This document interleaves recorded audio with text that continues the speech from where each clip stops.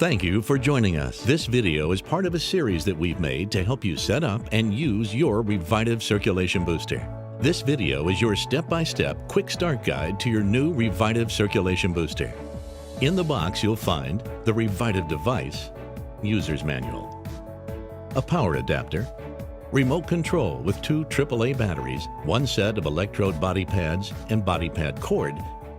REVITIVE Advanced is our corded model. To start using, plug the power cord into the side of your REVITIVE. We say REVITIVE is easy to use, and it is.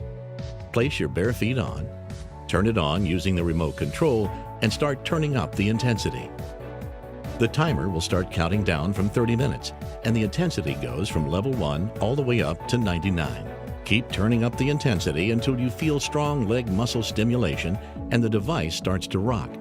Just to be clear, it's not the user who makes the device rock. It will occur automatically when you have achieved good leg muscle stimulation.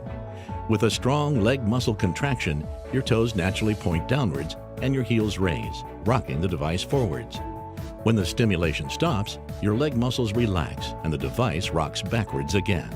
If we zoom in to the calf muscle, you'll see it really gets your leg muscles moving.